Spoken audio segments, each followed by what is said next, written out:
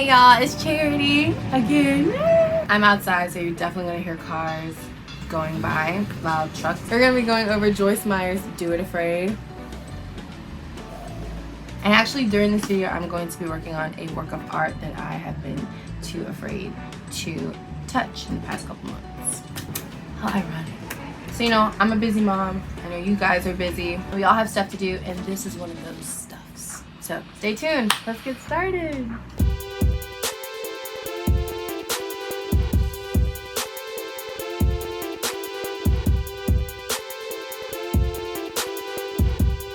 So this is the piece that we're working on.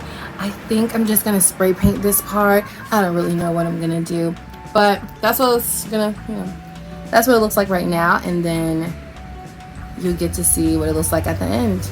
Okay.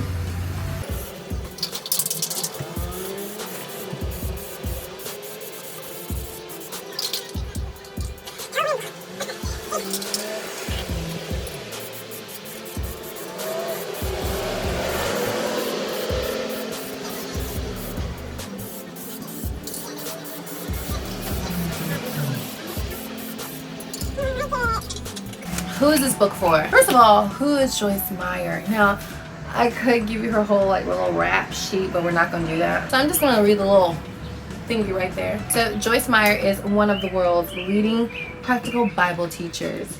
Her daily broadcast, Enjoying Everyday Life, airs on hundreds of television networks and radio stations worldwide. She has written nearly 100 inspirational books.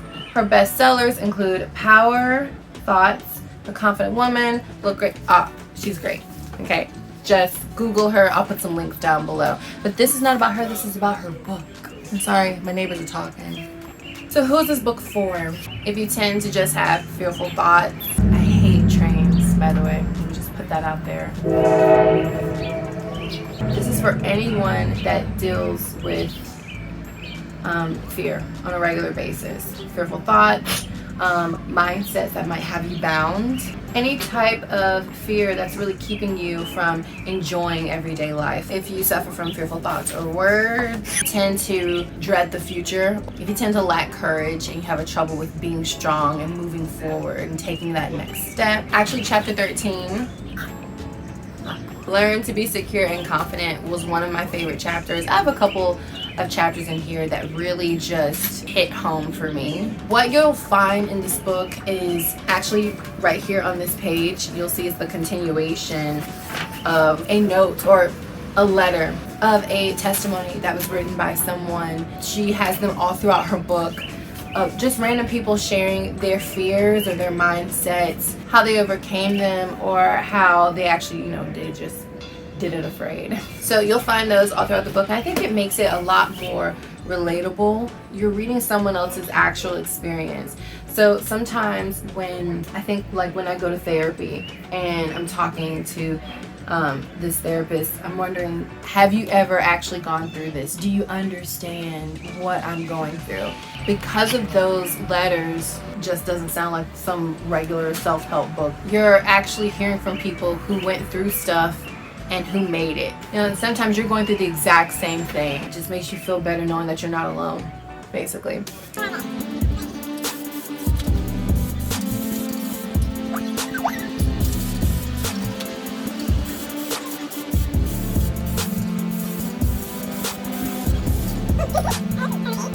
What else you'll find in this book is her actual testimony about overcoming, sexual abuse from her father. Joyce shares how this impacted her in relationships and in life, how she saw herself, how it really made her look at herself. She had a very poor self-image. Again, which just makes the book relatable because you're hearing from someone and they're sharing their story. That really helps it to be a page turner. When did I learn about this book? I was in quarantine. She had an online women's nights / conference thing. It was basically, giving these away for $10. You had to do a donation of $10 or more. I think the regular price, and I know the regular price in Canada is $32, I think. In the United States it's cheap. Oh, well, we can actually just look in the flap. It's $33 in Canada and $26 in the US. All right, Canada.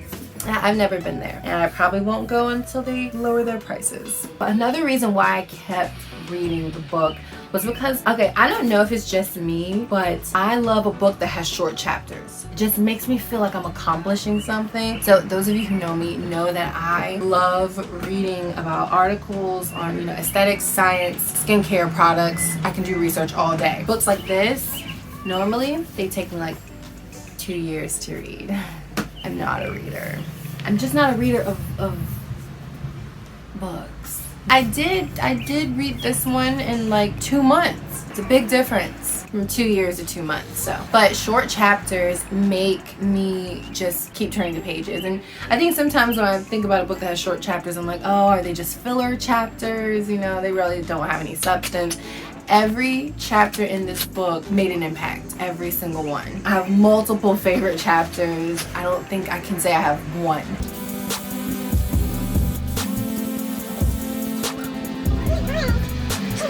So one of my favorite chapters is chapter 11, and it's titled Refusing to Regret the Past or Dreading the Future. And each chapter has different sections. This is one of my favorite chapters because it kind of hit the YouTube subject, defeating dread. One of my biggest reasons for being inconsistent is that I have other stuff to do. Along with, you know, I don't know how that's gonna turn out. I don't know if my editing is gonna be good. I don't know if people are actually gonna watch these.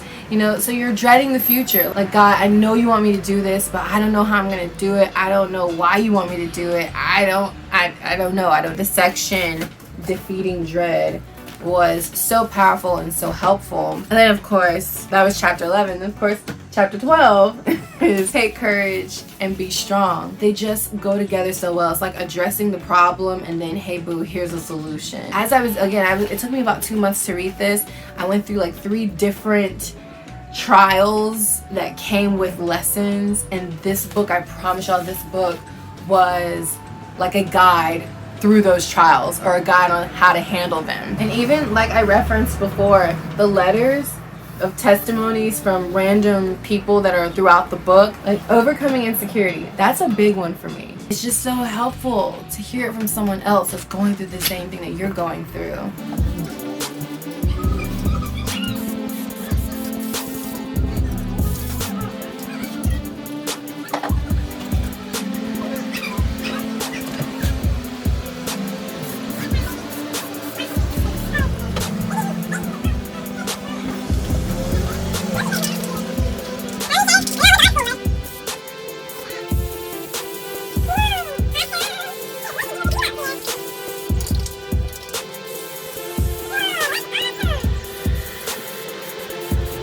But this book, what you'll find is that she's not addressing phobias like arachnophobia or the one about spiders, which I think is arachnophobia. But she's addressing the most popular fears that keeps us from enjoying everyday life. It's stuff like, you know, you can be yourself, chapter 16.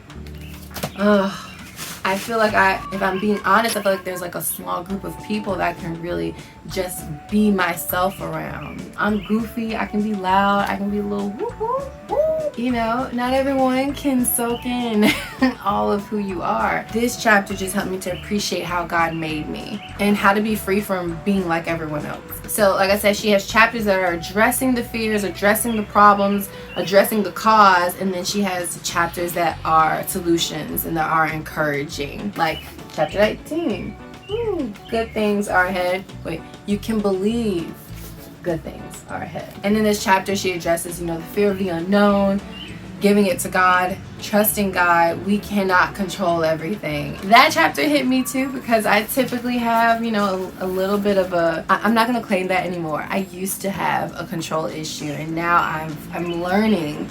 Definitely with the help of this book, I'm learning to give it to God. I thought I saw a bug.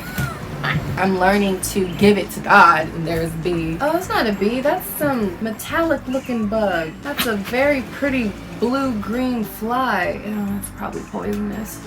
You know what? We're going to let that fear go in the name of Jesus, and we're going to do this video afraid. Amen. It's flying around, Jesus. We almost through. Okay, Carlin, do you think it needs more? I don't know if I want any more. I think I'm gonna add some more silver and stuff. Like, cause I have like shiny right here. Like, I think you need more of this right here, and right here. You want white all over it? Or you can put red here, or you can make it more colorful and put blue here and red here. So where did this book leave me? It left me definitely wanting to read it again, simply because I was reading multiple chapters a week to get ready for this review. That was great, but I think I would break it down and only read one chapter a week, let all of that info just marinate, and really try to apply each chapter to my life. I think that she has a study book for this. I will put a picture like up here, and then I'll put a red X if there's not. The book definitely left me wanting more. You could definitely use it as a devotional. Each chapter has multiple sections, so you could make a section a devotional or make a whole chapter a devotional for that week. I would not recommend making a chapter a daily devotional. Unless you can just read like that. How would I rate this book?